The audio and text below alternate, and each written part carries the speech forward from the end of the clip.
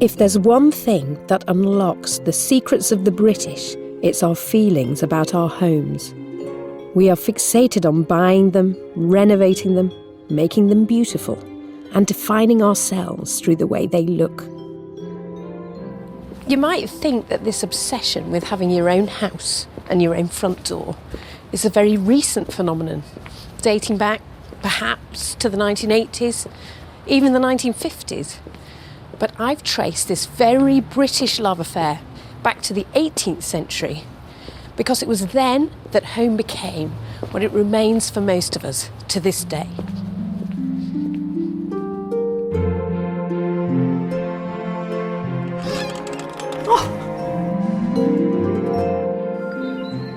The Georgian house remains a hallmark to this day of design and desirability. But we're not just drawn to them for their architectural merit. We're intrigued by the life that went on inside them. To their original inhabitants, these houses represented more than just shelter and expressed more than mere status. They reflected your taste, your character, your moral values, and even the state of your marriage. In this series, I'm going to recreate the interior lives of men and women from all walks of 18th century life. I'll take you into the palaces of the wealthy, the parlours of the middle classes, and the attics of the servants and the poor. Because the ideas I'll be exploring affected everyone. Their stories reveal in their own words how many of the Georgians' hopes and fears, triumphs and tragedies were rooted in their homes. What happened in these houses changed domestic life and family forever.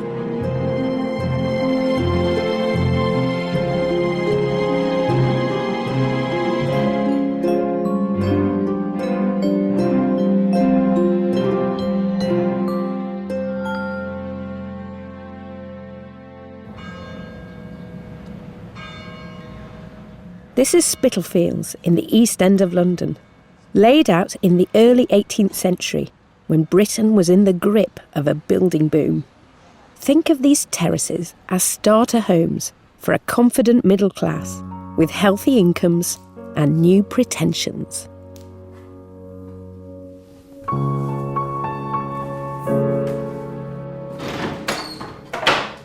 This is a typical urban terrace. The kind of thing that a middling family might reasonably aspire to live in. But they didn't have to own the house outright. In fact, most houses were rented, not owned, in the 18th century. But as long as you had your own front door and occupied the whole building, you could see yourself as a householder, and then you'd have the status of citizen.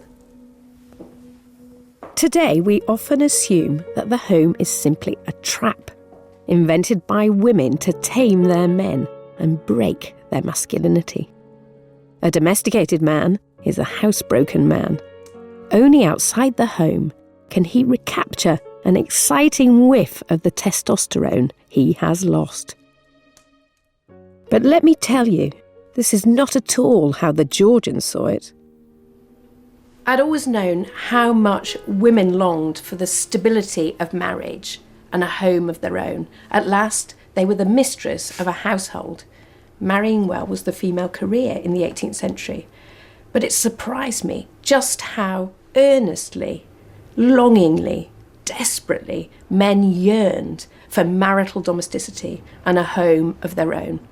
It was men, not women, who were driving this whole process forward. Foreigners joked that all a man needed to feel at home in the 18th century was a fire and a wife. A man's house was the monument to his maturity and proof of his power. He was accepted as a citizen, qualified to vote in many towns. Until he could afford to set up a household, there was no way he could attract a wife, so he could kiss goodbye to guilt-free sex and legitimate heirs. Heading a household was glamorous. Men wanted and needed this validation of their virility. Papa! Listen to the first of my real-life Georgians. a no-nonsense West Country doctor called George Gibbs. In the 1770s, he wrote a letter to his daughter, confessing what he felt about home. Those who are well disposed will ever take the greatest delight in their own home. And indeed, it is my own opinion that those who are incapable of relishing domestic happiness can never be really happy at all.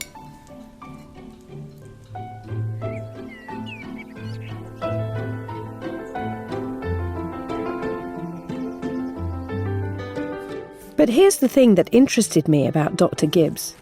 Domestic bliss didn't just drop into his lap. He worked hard to persuade a woman to set up home with him. Even at 260 years' distance, reading his ardent courtship letters addressed to a certain Miss Vickery was a stirring experience. One of the reasons why I started looking at love letters to think about what men and women believe about home is I needed to get them talking about what they wanted in their homes and what they expected. And in most letters, people don't mention it because, you know, why would you? You take it for granted. You have no interest in talking about the stairs or the carpet. But in courtship, when you're deciding what your future life is to be, that's the moment when the house hoves into view as a topic for discussion. My dearest creature, I have been to look at a house and am buying furniture.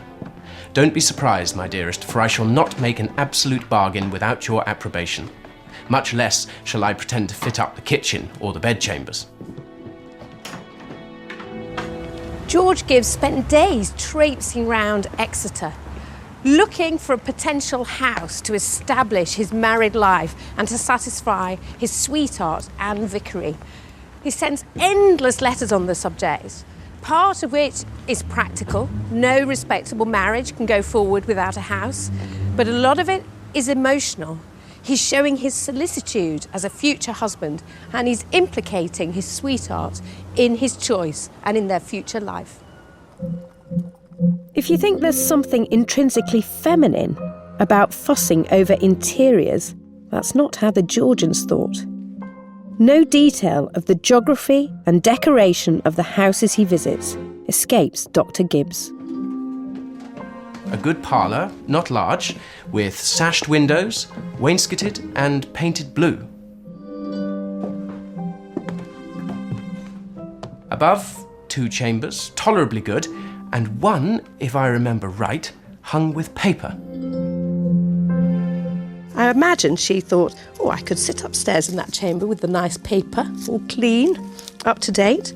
If it should not be agreeable to thee, my dearest, I would not give 20 shillings a year for it if you dislike it. I think when Miss Anne Vickery received this letter, she would have been able to judge the consideration of her husband-to-be. I would imagine she'd decide that he was a pretty good choice because he's showing a lot of concern with what she would want from home. He's not autocratic, dictatorial. He's given quite a lot of thought to what her happiness will be in the house and therefore in the marriage. I am quite weary, my dearest girl, of writing to thee about houses. In my mind's eye, he's a little bit of a hero. He's worthy of an Austen novel, I think. But was my image of George Gibbs just too romantic to be true? This is Holwell Manor, the house of a descendant of George Gibbs, where I've just found out there are 2 paintings of my hero, George.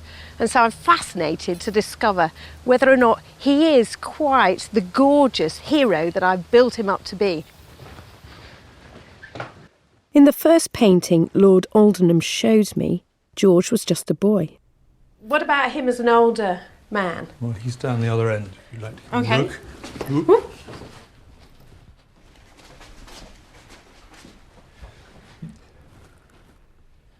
Oh, how very, very disappointing. Oh, no. He's a bit jowly, isn't he? Oh, I think that's absolutely tragic. God, the fantasies your mind can weave on the basis of a few letters. It's not at all how I pictured him. I know we don't have him in his prime, but nevertheless it's a bit of a letdown. Clearly it was the home that George showed himself able to provide, and the consideration he paraded, rather than his looks, which clinched the deal for Miss Anne Vickery.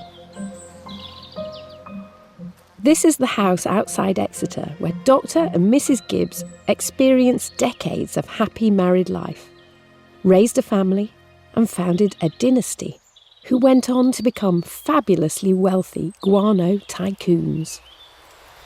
Everything about him as a successful husband, I think, could be read at the outset in his letters about homes.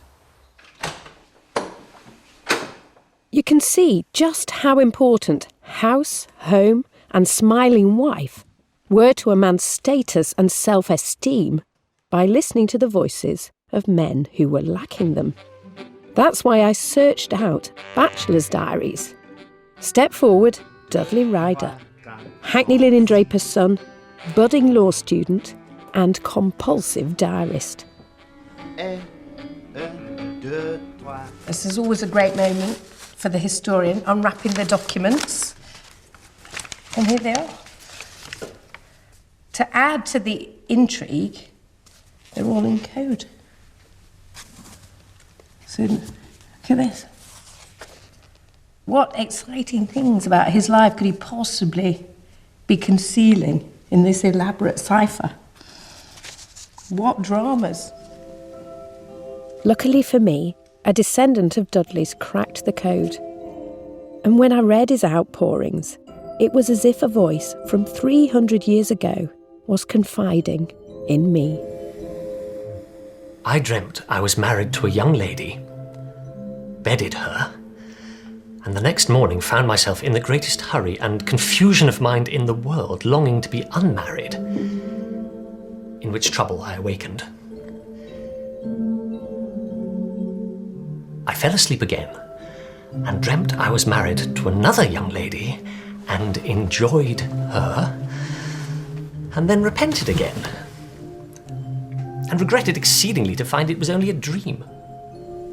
He's really rather hopeless, but it's the sweetness, really, of his self-exposure melts my heart. Dudley spent years of his life fantasising about a nice bride and cosy fireside, polishing up the kinds of accomplishments he thought might secure them. But in the presence of actual marriageable young ladies, his confidence deserted him. There was one thing troubled me greatly, and lay heavy upon my heart. That was the apprehension I was under that I am not capable of getting my wife with child, if I had one. I find I am not very powerful that way. It makes me very uneasy to think that my wife should have cause to complain, that I could almost resolve not to marry. But I don't know how to conceive of being happy in this life without one. A wife enters into all my prospects and schemes of happiness. The tone of this is so painfully gauche. You might imagine that he's a young teenager, but in fact he's 24. But it underscores a kind of key point about the 18th century, that it's only upon matrimony does a man emerge from his chrysalis and become everything that society expects him to be. That's when his maturity is in full bloom. And Dudley's a law student. He's on an allowance from his father. He's not in a position to support a wife. So therefore, he's sentenced to years and years of longing. The average age a Georgian man married was 27, which presented 18th century Britain with a pressing social problem. Until they could marry and settle down, what was to be done with the thousands of energetic young bachelors like Dudley on the loose? One ingenious solution is to be found just off Fleet Street in London. If you go through this door into the Middle Temple, you enter what would have been, in the 18th century, a bachelor ghetto. In 1714 and 15, Dudley Ryder was a law student here, still learning to be a man and scribbling in his diary. It looks utterly respectable today with the august business of the law going on. But in the 18th century, the very stones would have been drenched in testosterone because this was one of many institutions expressly designed to warehouse young men in the interval between puberty and marriage.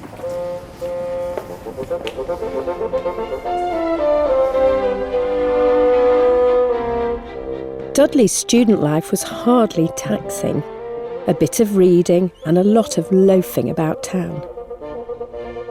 But although his service lodgings were a roof over his head, Dudley was painfully aware that they weren't a home. The bachelor's makeshift lifestyle was a long-standing source of humour. This is one of my favourite prints, Dandies at Tea. What I love about it is the depiction of the bachelor lifestyle in these really nasty, squalid, tawdry lodgings. They've got these very fancy manners, but as you can see by the surroundings, everything's rather kind of grimy and nasty. They've got horrid, unmentionable laundry hanging up here. And the nasty, ragged tablecloth. And lovely, clean tablecloth is a sign of virtue and a well-run household. They have no women to love them. Other satires on unmarried men depict them as dinner locusts, cadging food from their irritated married friends, or gobbling down a solitary meal in a chop house.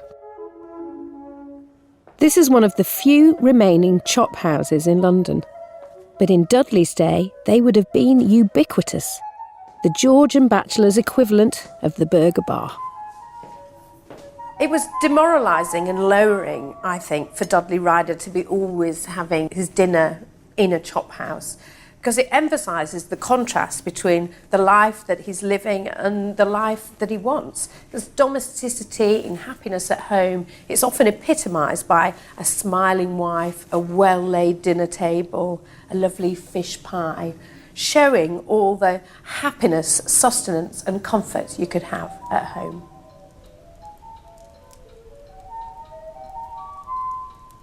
It is charming and moving. It ravishes me to think of a pretty creature concerned in being my most intimate friend, constant companion, and always ready to soothe me, take care of me, and caress me.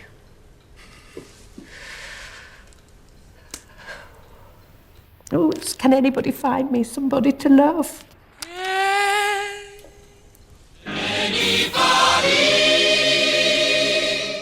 It would take Dudley Ryder 20 more years to find that somebody.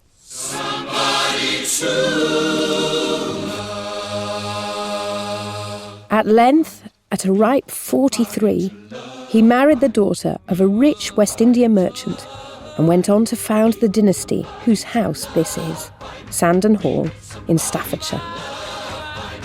Established at last, he could lift up his head, puff out his chest and hit his stride.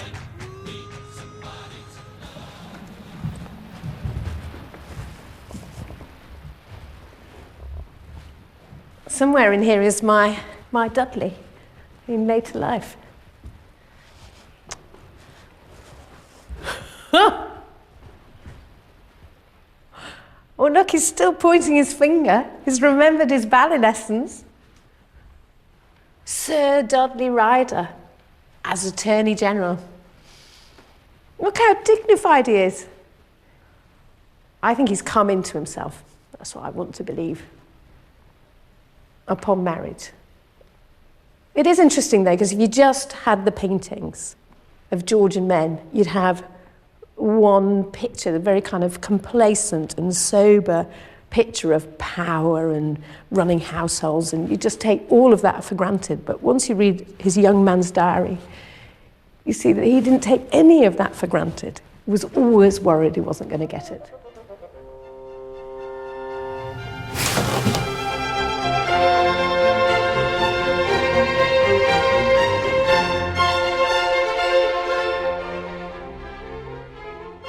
The intensity of bachelors' desires meant that eligible brides were at a premium, as this extraordinary document, published anonymously in 1742, reveals.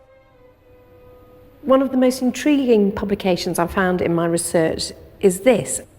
And basically, it's a gazetteer to all the available women in the country. It's like a stalker's charter. They're helpfully listed, street by street, area by area, rank by rank, and then with their reputed fortune.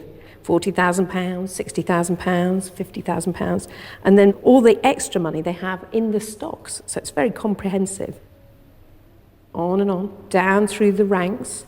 So many women, so much money available to men.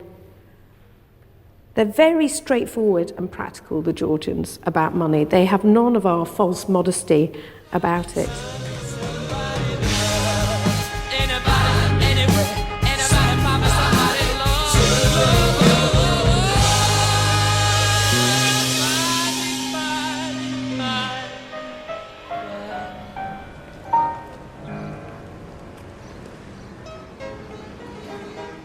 But if the 18th century was an age of brazen financial calculation, it was also an age of feeling.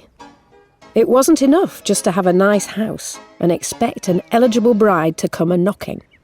Female expectations were rising too, as the diaries of a man who lived here, in the genteel Georgian market town of Beverley in Yorkshire, inadvertently prove. John Courtney lived in a handsome house with his widowed mother, his harpsichord and his organ. John Courtney was a man on a mission. You have to imagine that this is his field of operations. He spent his 20s and his 30s searching for a wife. It was his absolute obsession, but he wasn't very successful. He was rejected on 8 occasions. He fancied any woman, really, who glided across his path if she was respectable, young and pretty. He loved to see their little white hands going across the piano keys.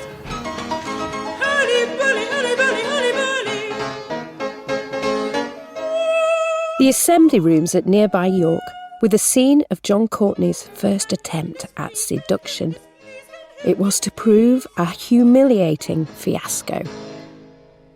Assemblies were famous meat markets where you could see all the marriageable ladies laid out for your delectation, and he spotted a delicious Miss N. Tuesday, February the 3rd, 1761. This afternoon, Miss N and her mother drank tea with us. She is a very fine girl in all respects. From this day, I determined to try my fortune. Later on, a couple of days later, at the play, I begin to show that I am attached. I sat behind her at the play and plied her with sweetmeats. Oh. This morning I carried Miss N some music, my Song of Innocence and Love, just printed, as also my cantata, Temple of Flattery, in manuscript. She sang on entreaty, some of them, a little, while I played. I treated her with some sweetmeats. I dare say the young lady may begin to guess that I like her. So finally, he's confirmed in his decision and he gets together the resolution to propose. He declares himself to the family, perhaps a mistake, but the young girl's aunts ambush him and tell him to desist. This afternoon, the old ladies told me they desired I would not think any more about Miss, for they were sure it would not be to any purpose.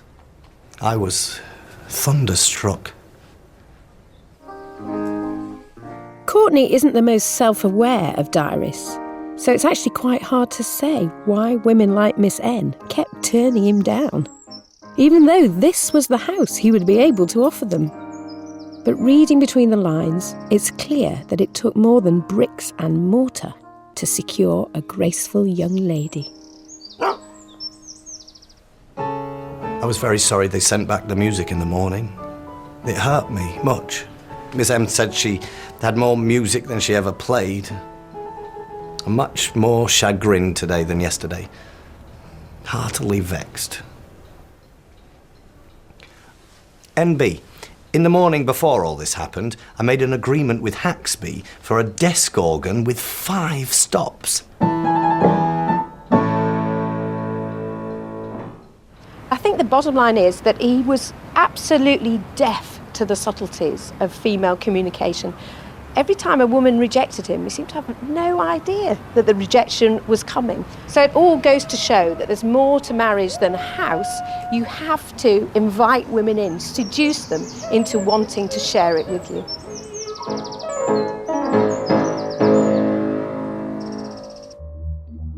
Whatever their personal circumstances, Georgian men were well aware of how much they stood to gain, emotionally and socially, from setting up home.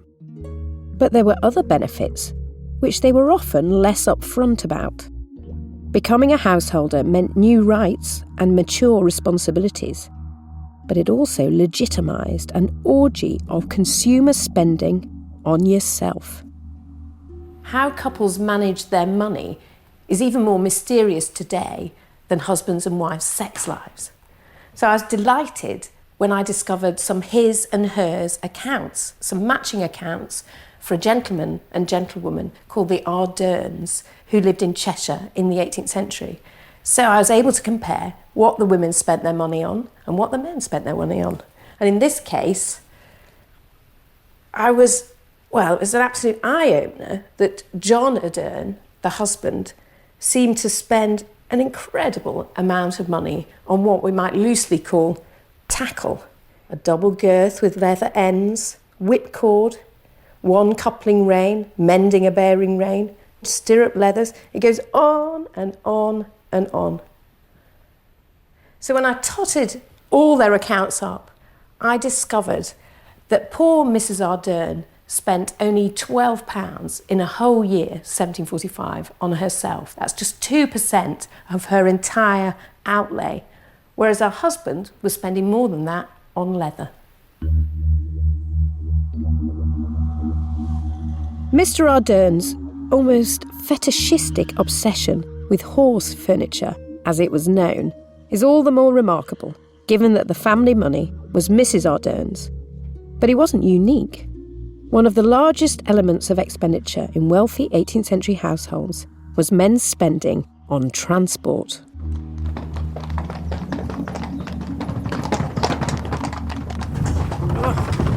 Horses are only just walking, and already I feel sick.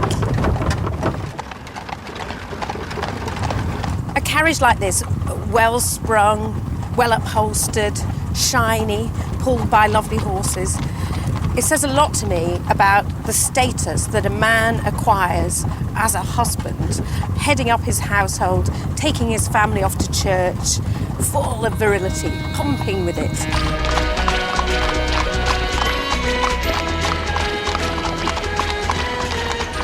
To understand the dent a coach and horses like this would have made in the family ledger, the modern equivalent isn't really a sports car, it's a helicopter.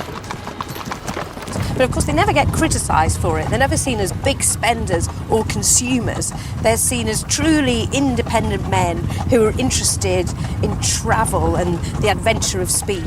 But I'm the luckiest guy on the Lower East Side, 'cause I got wheels and you wanna go for a ride. Lot 488, North Country Tablespoon. Bids start me here at £280. I attended an auction of masculine knickknacks, the kind of thing an 18th century gentleman householder would have spent his money on. £360, thank you. I think what you get a sense of from these is the number of little gadgets that can be for the fellas. There's quite a few bizarre little boys' toys here. One thing that gents always tend to buy are, they're called bottle tickets. I've often wondered what they were when I saw them in account books, and here they are, Madeira and claret. This is a silver tongue scraper. Imagine. Last time at 140. And then here, rather fantastic, some sort of 18th century toothbrush set. Neat and ingenious. That's what gentlemen like in their toys. Lot 603. Think of the most expensive items in the modern middle-class home. Chances are the flat-screen TV, the laptops and the iPod docks have been bought by a male householder too. But of course, they're not consumer trinkets either. They're equipment. At £2,000.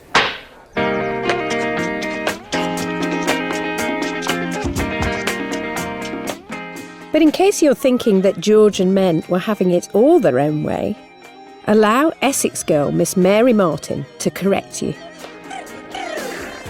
Mary grew up in this house near Colchester. What her story suggests to me is that men were well aware that to enjoy the many benefits of home, they didn't just require a blushing bride, they needed an impressive wife. You might think from reading sermons and novels and plays that what men really wanted was a kind of porcelain doll, wilting, perfect and deferential. But in fact, what they wanted was a woman like Mary, capable, commanding, but womanly, a sexy battle axe. The new glamour attached to domesticity raised the status of the homemaker and encouraged women to feel they could have a more equal stake in the home. It was an opportunity the bustling Miss Martin would grasp with both hands. I think we have to get rid of a sort of false, soppy idea about what the true 18th century wife would be, and in her place see really quite a powerful figure, a manager. And this comes across in some of the images of the period. This is one called The Good Housewife, and it shows a woman doing her accounts. She's cross-checking, she's counting up how many bottles of things she has in store, but also implicit in this is her ability to multitask. 18th century men want a deputy, really, someone they can leave behind on garrison duty and know that everything will be safe and secure at home. For 7 long years in the 1760s and 70s, Mary Martin was engaged to her cousin, Colonel Isaac Rabot, who lived here at Wivenhoe Park in Colchester. One of the things that seems to be extraordinary about Mary Martin is how much managerial energy she has kind of pumping through her veins. And that doesn't really have any professional outlet, but she's dying to exercise it for the benefit of her fiancé. While Isaac Rabot was living at Wivenhoe, Mary was superintending the building works at his London house in Duke Street. The bossy reports she wrote for him, now in an archive in America, reveal a woman positively seething with efficiency. Your room was in a fair way of being finished tonight, but fortunately I went up this morning to see how it looked, and behold, they have painted it stone colour instead of dead white. So I wrote away to Mr. Snow and have frightened him out of his wits. It shall be painted white tomorrow, and shall be finished quite tomorrow without fail. She's very knowing about the fact that she is bossy, and it seems to be an in-joke between the two of them that she's so managerial. So at the end of the letter she says, "I will only add that my breeches hang extremely well. I flatter myself that yours do the same." So that's a reference to the kind of power that she's exercising, and they're kind of sharing. They're sharing the breeches. But also, I think it suggests that her kind of teasing friskiness, really, I think she's showing him all the time that she's a powerful administrator, but she's every inch a woman. Wivenhoe is a hotel now and under renovation, but you can still get a glimpse of why Mary might have fancied being its mistress. Wivenhoe Park was built in 1758 for the Rabots. From the outside, you've lost all sense, really, of what it would have been like in the 18th century. But coming into this room, I do get a feel for what some of the glamour entailed. I think it would have been quite something to be mistress of Wivenhoe Park. Mary's unstinting exertions on Isaac's behalf suggest she felt the same way. No, But hiring and firing Isaac's servants, taking his socks to be dyed, checking his locks, storing his wigs, planting his hyacinths, overseeing his provisioning, and berating his terrified, cringing fishmonger about a smelly turbot were the least of Mary's worries. But sitting within the house was the great obstacle to Mary Martin's ambitions. Isaac's mother, Mrs. Rabot. Isaac had lost his father at the age of 4, so his mother had been in charge here, the mistress of the house, for 46 years. That's a lot of time, a long period of power. She doesn't want to give that up in a hurry, and she certainly doesn't want to give it up to her niece.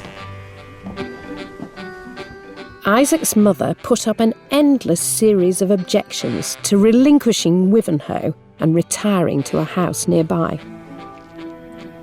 Madam tells me a long history about her having been after a house, but the necessary alterations came to so much that she was forced to give up all thoughts of it. Mary calmly dealt with the objections one by one, although the process took her 7 years. She stood the course, and in the end, she outwitted her aunt, and she got him.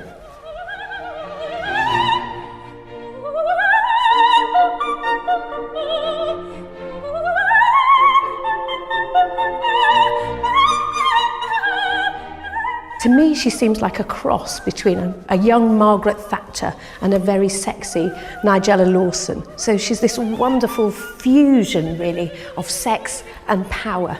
Lucky Rabot.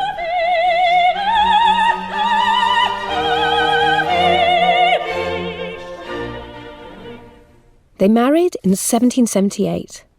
When Isaac had to leave her on military business, Mary reminded him of just what he was missing. I did not sleep a wink until 3 or 4 a.m. last night. It is entirely owing to the want of my usual method of going to sleep.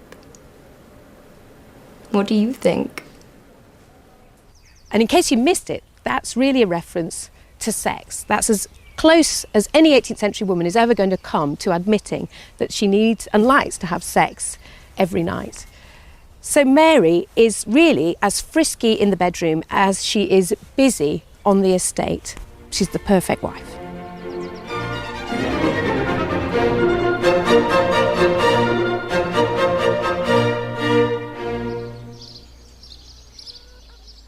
Being mistress of a Georgian home was much more than the primarily decorative role you might have imagined. Housekeeping gave a woman status, security, and an outlet for her managerial energies. There's a revealing demonstration of just how much women relished administrative power in the novels of that great chronicler of Georgian domestic life and drawing-room politics, Jane Austen.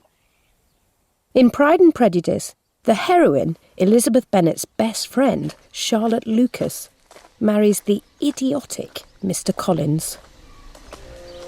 I am truly honoured to be able to welcome you to my humble abode. The staircase, I flatter myself, is eminently suitable for a clergyman in my position, being neither too shallow nor too steep. Nice house, shame about the husband. It's a trade-off that depressed me when I first read the book at the idealistic age of 15, but it surprises me no longer. Observe that closet, Cousin Elizabeth. What do you say to that? Lady Catherine de Bourgh herself was kind enough to suggest that these shelves be fitted exactly as you see them there. Pride and Prejudice is essentially a fairy story in which the heroine wins a spectacular mate and a palace. But there's also a vein of grim practicality which runs through the novel. And that is all wrapped up in the experience of Charlotte Lucas, when Charlotte Lucas makes a trade with her eyes open. I encourage him to be in his garden as much as possible. And you prefer to sit in this parlour? She becomes mistress. She's gained a lot of status, she's gained respectability and control. And I think that's something that Charlotte Lucas really relishes. I find that I can bear the solitude very cheerfully. I find myself quite content with my situation, Lizzie. So she puts up with a silly, conceited, pompous man in order to have a house.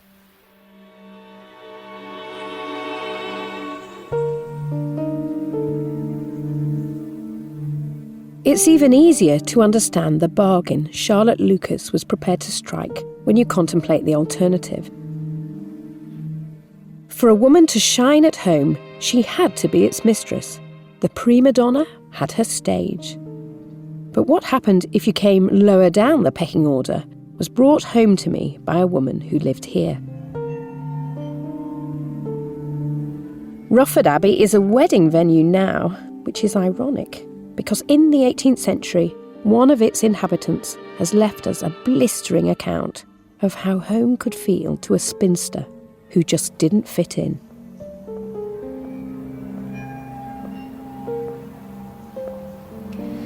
I fancied the very walls looked inhospitably upon me and that everything frowned upon me for being an intruder.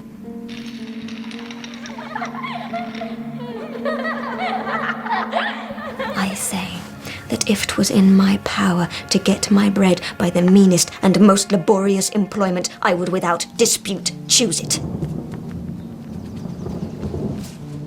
Gertrude Savile was the sister of a baronet who lived at Rufford in the early 1700s. It's a ruin now, but in Gertrude's day it was an imposing mansion befitting grand Nottinghamshire gentry. She was everything that sexy Mary Rebeau was not. She was socially ill at ease, she was gauche, timid, shy, pox-marked, poor girl, with smallpox scars. She lived here on sufferance, living on her brother. She felt that he had everything, and as a spinster with no legacy, she was left with nothing. 'Tis far better to work honestly for my bread than thus to have every mouthful reproach me, than thus to be obliged to a brother. He has a vast estate and I have nothing. To need to go to himself directly or through somebody else for every gown, pair of gloves, every pin and needle. To be subject to affronts by his servants. To be treated like a hanger-on upon the family.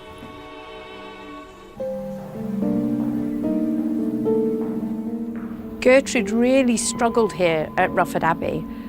I think it shows that you can have a beautiful home and still experience it as a prison.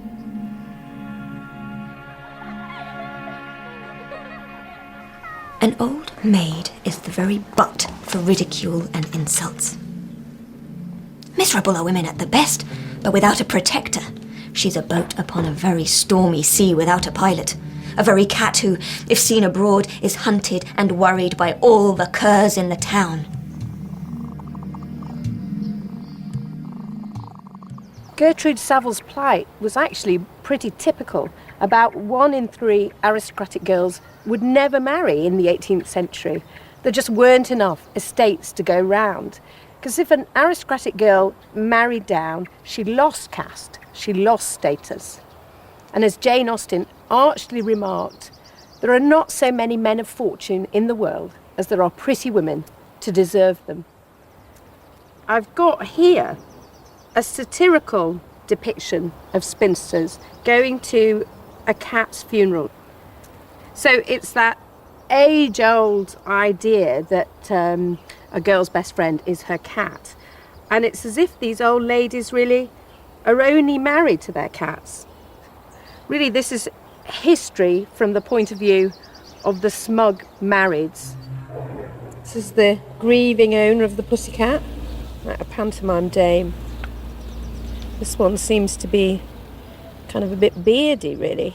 Look, she's sort of, boss-eyed, thick pebble glasses. It's supposed to be a joke, but I think it's phenomenally cruel.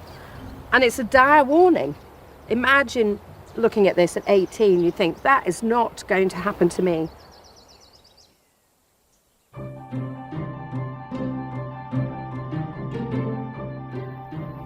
Saturday, 21st. At home, miserable. Sunday, church. Unhappy. Miserable. Unhappy. Extreme miserable. Miserable. Very miserable. Unhappy. Unhappy. Miserable. She gives you extraordinary insight into what it is to be a clever but dependent female. Fitting in. Never allowed to have things your own way. Wishing you were married. Struggling, really, with this level of psychological torture. I find it quite hard to look at because really it speaks to me of a woman in extreme pain, really. It's full of agitated crossings out. So things she must have written in what she would have called a passionate fit and then erased after when in a cooler temper. So this is all really kind of a measure of her fury. And at some level, it is her rebellion. Home. What do I call home? I have no home. Entirely confine myself to my room. Worked chair very hard. That and my cat. All my pleasure.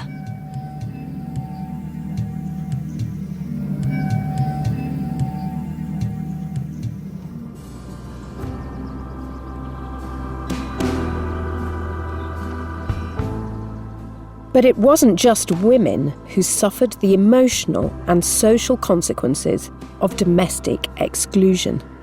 The bleakest of all the diaries I found took me to the wilds of Westmoreland. Stumbling across this windswept landscape in the early 1700s was a man who was only too aware of just what he was missing out on.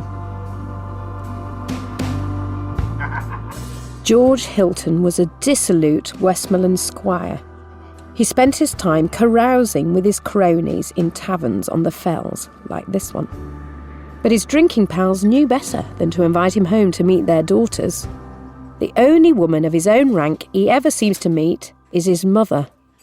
But women of lower rank, wenches who would never grace a mahogany dining table, were quite another matter. He boasts in his diary about bedding his housekeeper on Friday, Saturday and Sunday night, did her to the utmost. And then when he goes to London, he picks up a couple of prostitutes, but after which he gets a nasty swelling in his groin, so he's got a severe dose of the clap. So all these encounters were ultimately unsatisfying for him and crowned with the froth of guilt.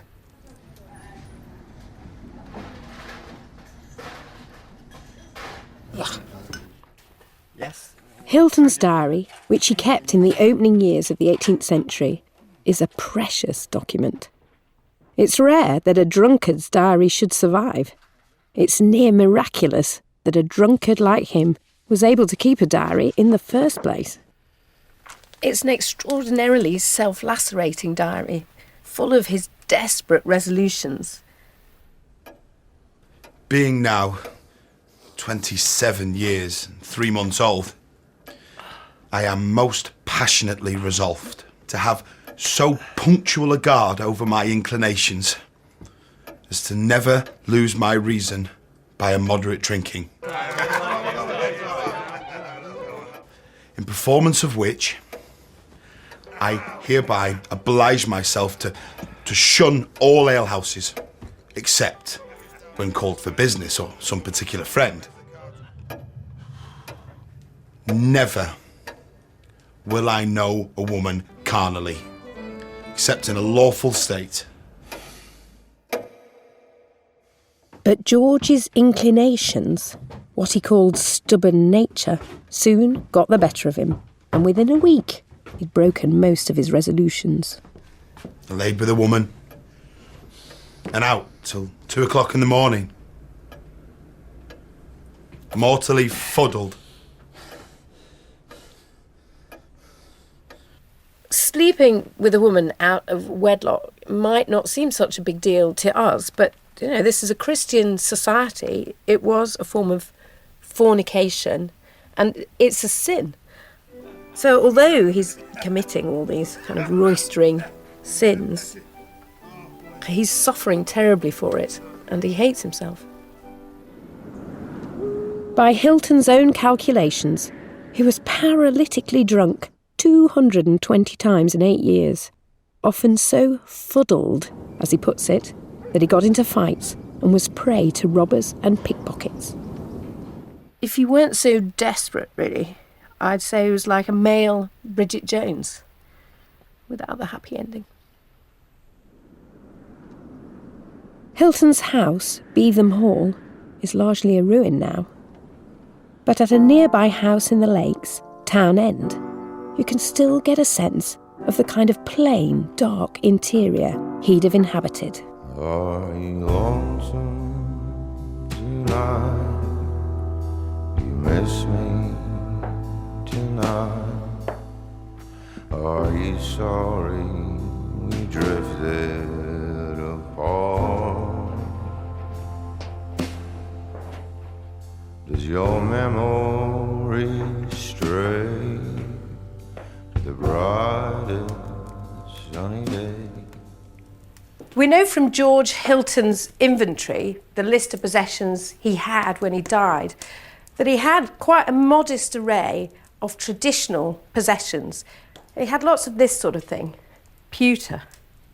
It's very solid, old-fashioned material. What he didn't have was any of the newer paraphernalia for hot drinks, teapots, no porcelain, and what that tells you is that there are no women in his house. He doesn't expect to have dinner parties. He can't have any polite tea parties. So there's no grace and graciousness, polite domesticity, or happy companionship in Beetham Hall.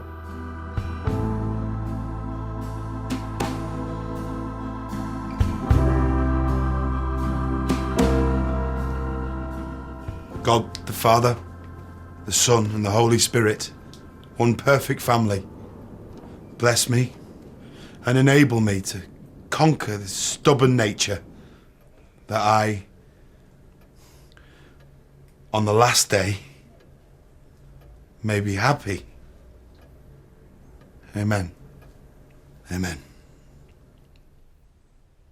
I think George Hilton's story puts paid to the idea that the rakish, roistering bachelor is a happy figure.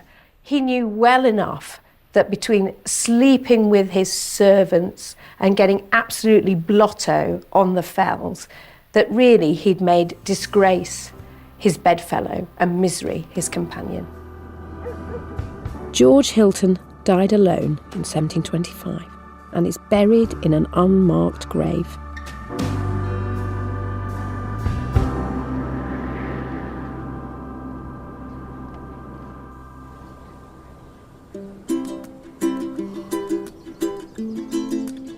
Home for the Georgians was a joint collaborative project where men and women came together to express what was best about themselves. Even those who couldn't live the dream were moved by the fantasy. It's a truth brought home to me by the experience of the 4 women who lived here. 2 spinster sisters, their widowed mother, and another unmarried woman from the village.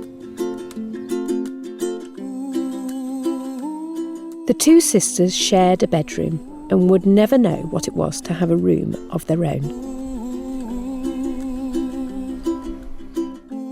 Their parlour was hard by the main road, with noisy carriages clattering by all day long on their way to the docks.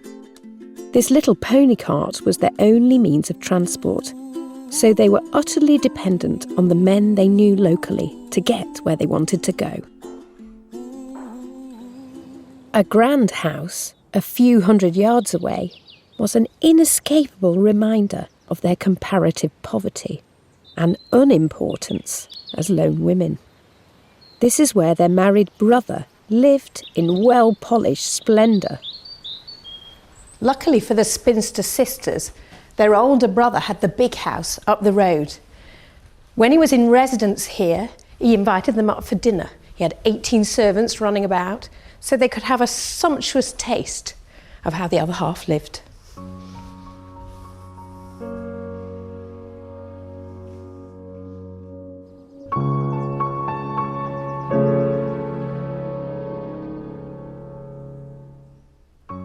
Of course, one of the spinsters who lived here was Jane Austen.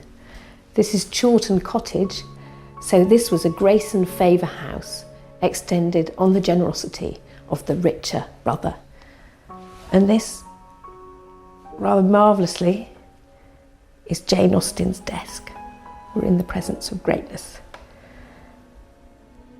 This is where Austen took up her pen and had really the most productive period of her life.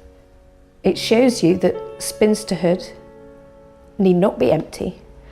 She must have been very happy here, I think, to have been so productive as a writer. But houses are very central to Jane Austen's view of the world. It was at Chawton that Jane Austen revised Sense and Sensibility, one of the novels in which she explores the role of homes and property in Georgian life. It's a story of disinherited sisters losing their beloved Norland and being reduced to a humbler cottage, not unlike Chawton itself.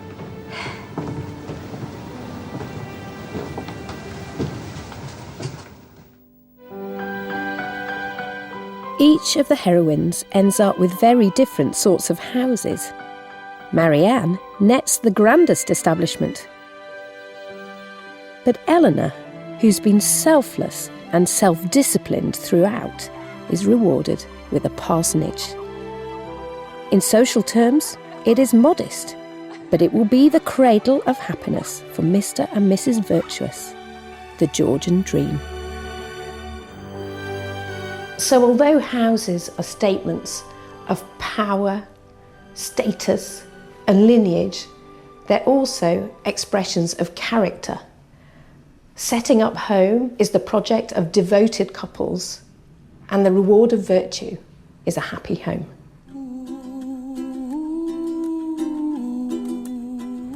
Jane Austen was well aware that the Georgian dream of a home of one's own could be elusive, but the ideal she set out moves us still. Home remains the happy ending.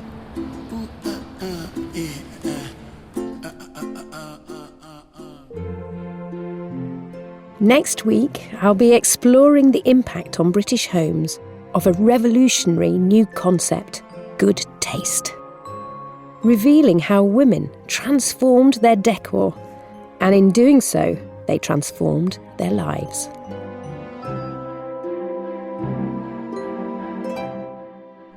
And to read Amanda's TV blog on the research that went into the show, log on to bbc.co.uk/history.